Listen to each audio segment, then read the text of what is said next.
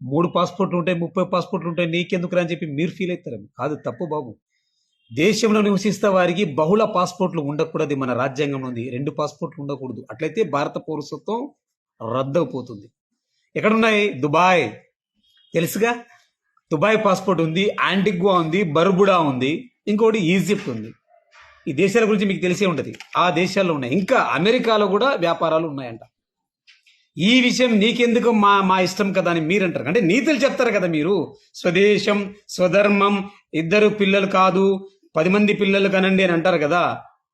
Assam CM Himanta Biswa శర్మకి 2 పిల్లలు, ఒక అమ్మాయి ఒక బాబు. ఆయన మటుకు నీతులు చెప్తారు.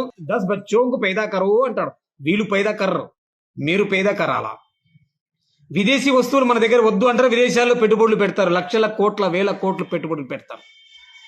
మీకు చెప్తారు స్వదేశం కోసం పాటుపడంటారా బాబు అంటారు. ఇలా పిల్లలు వేరే చూడదు. సరే, ఆ సుత్యం మనకెందుకు. ముందు పాస్పోర్ట్ విషయం కడిగారు. ఈ విషయం ఎవరు చెప్పింది? నేను కాదు, ఎన్టీవీ కాదు, ఇంకో ఎవరో కాదు. స్వయాన ఆర్ఎస్ఎస్ చీఫ్ మోహన్ భాగవత్ గారు కేంద్రానికి లేఖ రాశారంట. ఇది జాతీయ భద్రతకు చెందిన తీవ్రమైన విషయం. కేంద్రం ఎందుకు చర్యలు తీసుకోవడం లేదు ఈ విషయం మీద అంటూ ఆర్ఎస్ఎస్ చీఫ్ గారు కేంద్రానికి మంచి క్వశ్చన్ వేశారు.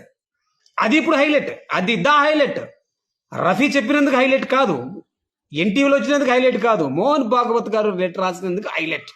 మరి దీని మీదమ్మా హమారే ప్యారే అంధ భక్తో క్యా బోల్తే, క్యా ఆన్సర్ దేతే దేఖనా పడేగా. మరోవైపు సీఎం హిమంత బిశ్వ శర్మ భార్య రింకీ భయాన్ శర్మ 3 దేశాల పాస్పోర్ట్లు కలిగి ఉన్నారని కాంగ్రెస్ మీడియా ఇన్ఛార్జ్ పవన్ ఖేరా ఇప్పటికే ఆరోపించారు. దుబాయ్, అంటిగ్వా, బార్బుడా, ఈజిప్ట్ పాస్పోర్ట్లున్నాయని ఇందుకు సంబంధించిన పలు పత్రాలు చూపారు. సీఎం శర్మ భార్య పేరుతో అమెరికాలో ఓ కంపెనీ ఉందని చెప్పారు. ఈ వివరాలు